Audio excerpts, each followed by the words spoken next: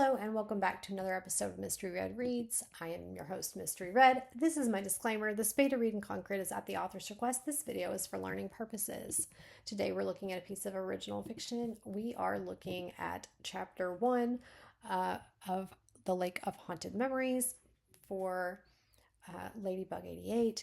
And we are looking, yes, we have looked at this before. Let me see. Ladybugs and chapter 4. Yes. Okay, got my link. We are in here. No, we're on chapter 1. We're looking at chapter 1 because we have. Were we going to look at chapter 4? I'm checking my notes as we're talking. Ladybug. All right, so when I read, I'm going to keep in mind whether this is a clearer opening than the one at the lake meeting Olivia and Howard and their dog. So it looks like we're trying out a different opening for the Lake of Haunted Memories. So I'm going to read this and see maybe if I guess, is this a better opening than the other one? Now, what we have going for us is that I'm going to pretend that I know nothing because I want to, and I am reading this chapter for this version of chapter 1. There's been some rearranging going on. And so this is a first read of that for me. So my reaction will still be honest. And at the end, we'll try to make a recommendation of which one of the chapter 1s we liked better. Now, what I do have going for me here is that I have done a bunch of reads for a bunch of people in between there. So I do remember the gist of what this story is about. But at this point, I kind of don't want to remember because we're going to pretend I am just getting introduced to the story and the concept for the first time. So with that, here we go. Chapter 1, Ruth, North Wisconsin, September 2019. The chair clattered as it hit the floor and the man's body jerked. Gasps emanated from his throat as his hands thrashed as his body spun. And his hands thrashed. Okay, I said as. I feel like at and as. We're going to try this again. Gasps emanated from his throat as Okay. Let's stop for a second. The chair clattered as it hit the floor and the man's body jerked. Gasps emanated from his throat and his hands thrashed as his body spun. One slipper fell off his foot, exposing a brown sock. It tumbled to the floorboards where it lay overturned. With a jolt, Ruth awoke in a moving vehicle. A scream escaped her throat and she clamped a hand over her mouth to cover her embarrassment. Okay, I think I need to give these ands a little bit of thought, maybe a pause, a little consideration. I want to read through and I want it to flow nicely. And I got to decide, is it me or are these ands a little bit something that needs to be looked at? So let's think about this for a second. The chair clattered as it hit the floor and the man's body jerked. Gasps emanated from his throat and his hands thrashed as his body spun. What I think is happening here is you've got 3 actions in one sentence. I don't have a rule of thumb. Like I said, like I have said in the past, a lot of the things that I do are intuitive. I think we have one too many actions. Gasps emanated from his throat and his hands thrashed. You could just say he thrashed. So, because you've got his hands thrashed as his body spun, you could just have him thrashing about. Gasps emanated from his throat as he thrashed about. I mean, that's an option. I don't know if I'm in a suggestion mode. Oh, I don't have edit access. Okay. One slipper fell off his foot, exposing a brown sock. It tumbled to the floorboards where it lay overturned. With a jolt, Ruth awoke in a moving vehicle. A scream escaped her, and she clapped a hand over her mouth to cover her embarrassment. I would omit throat because when you scream, it comes from your throat, so you don't need to say that it's from her throat. It's implied. A scream escaped her as she clamped a hand over her mouth to cover her embarrassment. So my suggestion on this sentence is to omit throat and swap and out for as. Blue eyes wide above her pudgy cheeks, Anna asked, "Are you okay?" She looked concerned. Ruth nodded. "I must have fallen asleep and had a dream." Her recurring one. She had it at least once a week. In the rearview mirror, Carl's brown eyes blinked, surrounded by her dark skin tone. It's a long drive. If I weren't at the wheel, I'd fall asleep too. On the front passenger seat, Barb turned. So you're new in the department, Ruth. Yeah, I just started a master's in water resources management. Hey, me too. Carl raised one of her dark hands off the steering wheel. I did my undergrad at UW, though. I attended NC State microbiology and did a year of veterinary medicine after that, but it wasn't my thing. Ruth refused to reveal the reason she had dropped out, just like she would never reveal any of her other phobias. How come? Barb asked, her eyebrows raised in question. She probably okay. I'm contemplating probably. I think we can roll with it here.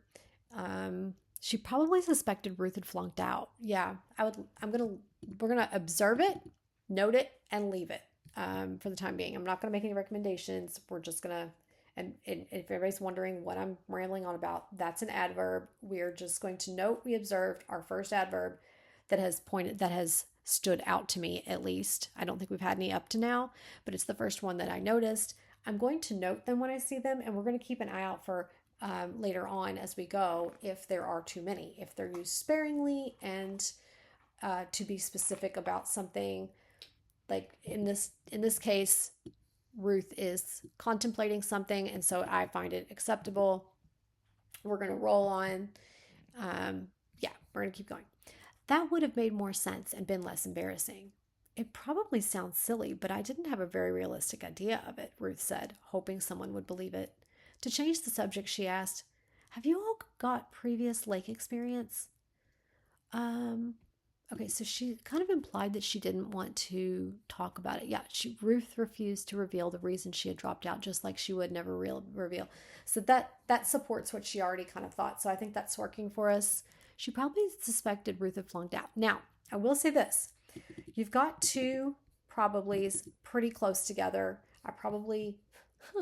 Ironically, I probably wouldn't do that. I would either choose one and swap one out or omit one. Let's see.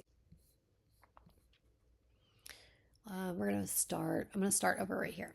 It probably sounds silly, but I didn't have a very realistic idea of it, Ruth said, hoping someone would believe it. To change the subject, she asked, have you all got previous lake experience? Sparkling Lake, where we're headed first, is one of our research sites, Anna said. I'm doing part of my dissertation on it. I've been there several times too. Carl gazed up into the rearview mirror again. Anna and I are old dogs, so no new tricks for us. Woof.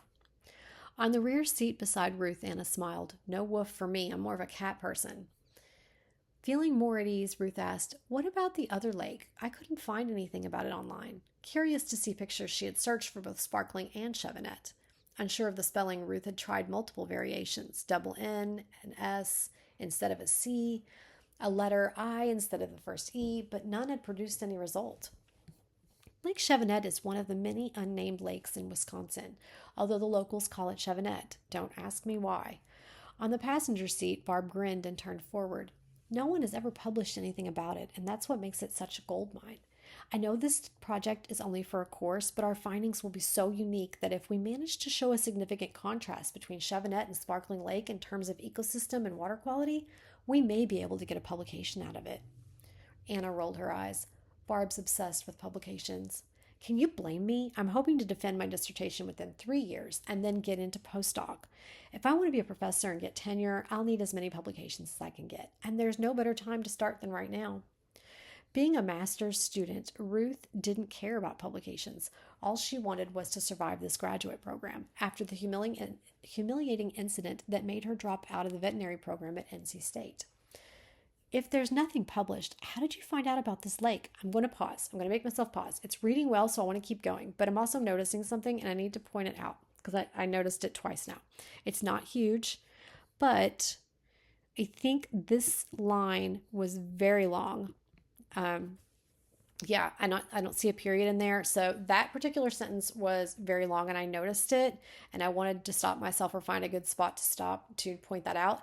I think you could look for an opportunity to break that up a little bit. And then when I come down, I think right here, this sentence is kind of long as well. Yes. Okay. all she wanted was to survive this graduate program after the humiliating incident that made her drop out of the veterinary program at NC State. So you've got program twice in one sentence. So I'm serving that.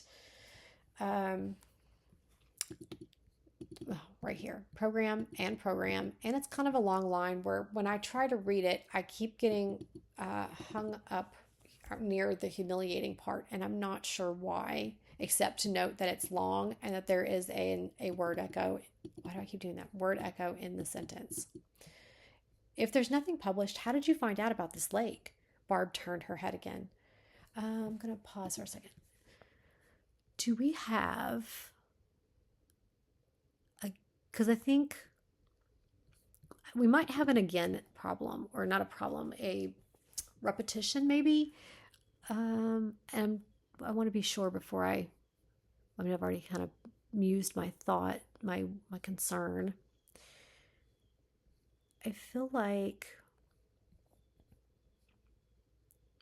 who's driving? Is it Carl driving? Yep, there it is right here. That's why I asked, because I knew it had something to do with Carl. So, I mean, they're far enough apart and it's a regular word, except that it's tied to your action. And so, is it popping up at the end of the sentence both times? Carl gazed up into the rearview mirror again. I think I would just take the again out of there and just say gazed into the rearview mirror. Now, did we have her do that earlier? And I guess that's why you had it. I'm looking back to see if you had that already. Maybe back on this. Yep. In the rearview mirror, Carl's brown eyes blinked, surrounded by her dark tone. Oh, you could do Carl's brown eye, or Carl's eyes flickered to the rear view. To who is she looking at? You know what? You could have her look to the person she's talking to in the rearview mirror, rather than saying again.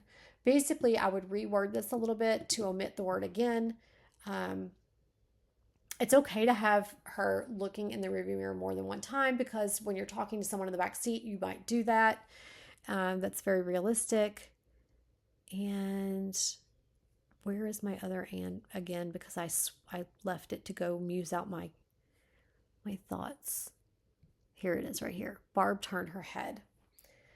I would probably just take again out, but then do we ever turning our head before this? Okay, here's the thing. I wouldn't have two people with two repetitive actions. I don't think I would do that. I don't. Because again, this again is at the end of a sentence as well. It's in the same placement in the sentence. So it's disrupting the rhythm. For me, that could be my neurodivergence. I could be being picky, but they are used in the same pattern, and I think my brain is picking up on that pattern. So, for both sentences, the word again appears at the end, and therefore it stands out. I guess for a brain that searches for patterns, I don't know. But you're having heard Barb repeat an action that apparently she's done up here. On the passenger seat, Barb grinned and turned forward. No one has ever published anything about it. I'm tempted to just have her grin. I'm just gonna point it out to you and let you muse over it so that I don't get stuck. I'm trying to keep myself from ranting if I can. I'm trying really hard, but I mean, I don't know. I'm trying to control my brain today, and so let me know how this read goes for you when I combat my brain's urge to rant. I'm trying to stop it from doing that, but I also want it to keep flowing. And sometimes if I try to stop it, it'll stop working. I know it sounds really complicated and dumb, but at the same time, I've never denied being bizarre. All right, so Barb has turned her head again. My in-laws are from one of the northern counties, not Vilas, where we're heading, but the one south of it, Oneida. The one we're driving through right now? Carl interrupted. Barb went on. They've heard a few stories about Lake Chevanet. What kind of stories? Ruth couldn't restrain her curiosity. Urban legends. Well, perhaps not urban since they're out in the boonies, Barb smirked. 2 logging crews went missing on the lake shore 71 and 52 years ago, and in each case, only one man survived out of the entire crew, and so it happens the 2 were related. Related as in family? Ruth's eyes widened. Father and son. Both were pretty mangled up and barely survived. Both came back claiming the lake was haunted, Barb said with an amused expression on her face. Was she joking? Haunted? Ruth asked. Okay, I'm pausing because I'm wanting to know if we can omit the said from this sentence. And the reason why is because we have here Barb said, Ruth asked, Barb frowned. Ruth interrupted. So then we have Barb laughed. And then we have she asked. So these are they're simple dialogue tags. But rather than having a bunch of dialogue tags, although you do have them trapped in a car. So what are some things people do when they're inside of a car? You might chew gum. You might eat a snack. You might fool with your seatbelt. You might play with your hair. You might fiddle with the door lock. You might roll the window down, then decide it's too loud and roll it back up. You might take off your shoes and wiggle in the seat. There's a number of things, so that I could go on and on and on. I would tie the actions to the person's personality. If they're a fidgety person, if they're a gum chewer, a habit. So I'm throwing that out there to give you something else for them to do. Obviously, you don't want to just use them all right here, but I'm pointing out that you have very basic dialogue tags, and it's kind of telling. And you have an opportunity to show both their personality and give them something else to do that keeps your reader close and feels like they're in the scene with these characters. So I would screen through the chapter looking for that specifically. Kind of look at your dialogue tags and look at everything around them. Now, if you have an occasional basic dialogue tag, it is perfectly fine. You just want to make sure that you are kind of sparing with them. Not like don't use them. Obviously, you can use them. But you want to have like action, fidgeting, internal thought, and then, maybe the other person replies to them, and that's very basic with the dialogue tag. Okay. I like Ruth's eyes widened because that shows, it fits the text. It fits the context. Okay. Let me see where we are. Was she choking? Haunted? Ruth asked. You don't believe that kind of thing, do you? Barb frowned. As a science graduate student. Why were the father and the son the only 2 who survived? Ruth interrupted. It must have been the Holy Ghost, Barb laughed, although Ruth didn't know why. What do you mean? She asked. The church thing, the Father, the Son, and the Holy Spirit. Was this Barb's attempt at a joke? It struck Ruth as odd. As though in agreement, Anna wiggled her eyebrows. Never mind, Barb said. See, that one is perfect because you have more happening after it. So that is a nice trend. That's a fine transition. Never mind, Barb said. No one knows why. The loggers got hired to cut down trees on one of the lake margins so the landowners could build a lodge. And the guy who survived from the first group claimed trees in the lakeside woods attacked him. He said they slaughtered his coworkers and only spared him because they thought he was dead. And this is where we're going. Ruth couldn't believe such an account. But who would make up something like this? Barb went on. But then again, he spent the rest of his days in a mental institution, and he was badly disfigured too. Lost most of an arm, a leg below the knee, and practically half of his face. A gruesome sight. Too bad they never published his picture. You're so mean, Barb, Carl said. Barb waved a dismissive hand. Come on, Carlotta. Wouldn't you have been curious? No, and you know I hate Carlotta. Call me Carl. Barb shrugged. At least I'm being honest. I don't think anyone believed in his tale. I wanted to say this, but it is his, and that's correct. I'm sorry. Barb shrugged. At least I'm being honest. I don't think anyone believed in his tale of murderous trees, but the landowner abandoned the lodge idea. I bet he couldn't find anyone willing to work there again, Carl said. until he died about 20 years later and his daughter sold the land to a company, and that company proved Carl here wrong by hiring twice as many loggers. But once more, only one made it out alive, and he was the first survivor's son. Is that what Pet told you? One eyebrow raised. Carl glanced at Bob. Pet? Had Ruth heard it correctly? My husband, Barb replied. We got married 6 months ago in March. Is that his nickname, Pet? Barb nodded. Short for Petronius. And his last name is Rabbite, with a double T and an E at the end, Anna said, pronouncing it like the animal. Oh, rabbit, sorry. And his last name is Rabbit, with a double T and an E at the end, Anna said, pronouncing it like the animal. She giggled. Laugh away, Anna, but it's not as ludicrous as a lake being haunted, Barb said. All right, so we end chapter 1 there. I'm going to do a separate video for each chapter. So, I remember some of this from the first time I read it. And so now you wanted me to kind of compare the two different beginnings. I remember some of it. I'm trying to think. I don't know. Okay, but you rearranged some stuff. So part of it is the same and part of it is different. The chair clattered as it hit the floor. Okay, so we're coming into Ruth's dream.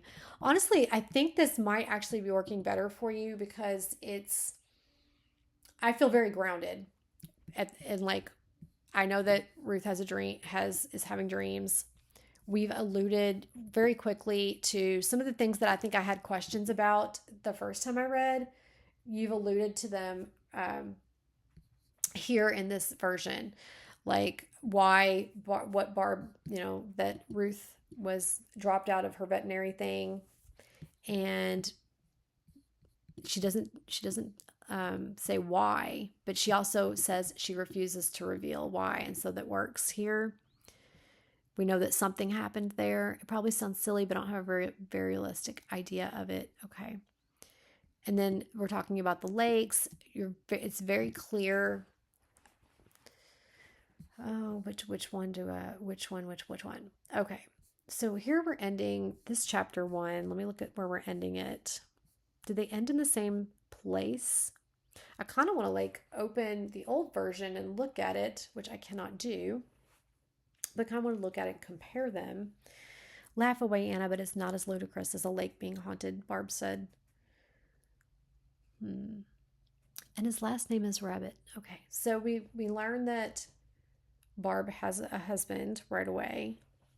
And we learned some of the legend surrounding Chevenette. So I'm intrigued and I would want to keep reading because I want to find out what happens when they get to this lake. I mean, the trees attacked them. How did this happen? What did they do? Do they just start throwing branches? Is there something living in the woods?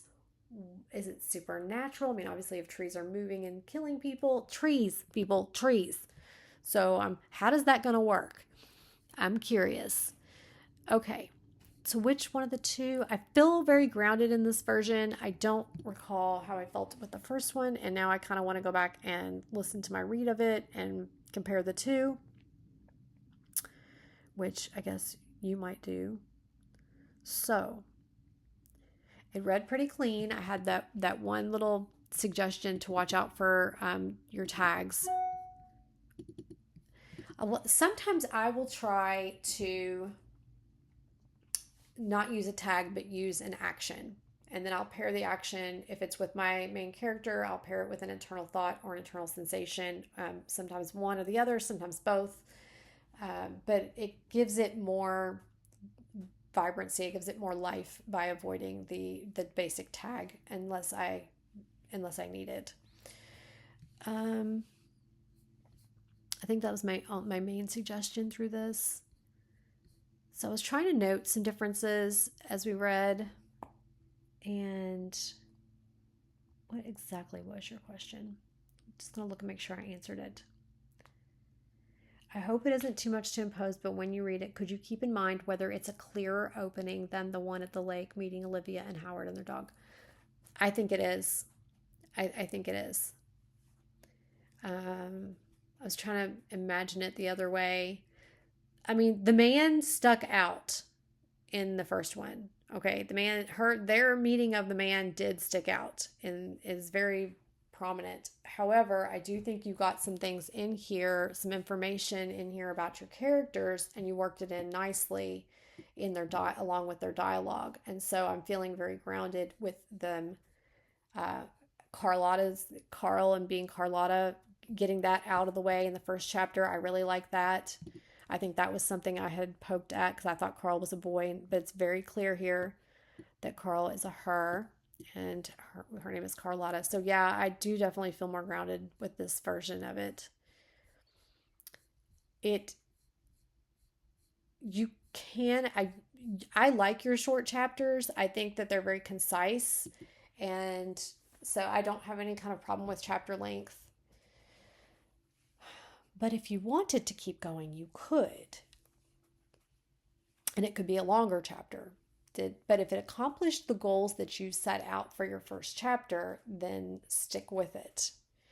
I kind of would recommend that you have someone read this rearranged version that is unfamiliar with your story altogether.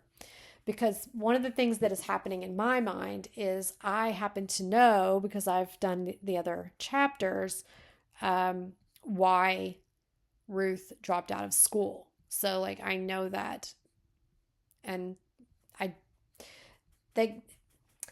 worry that when I'm reading and I know information that I can't tell how it's going to work for you.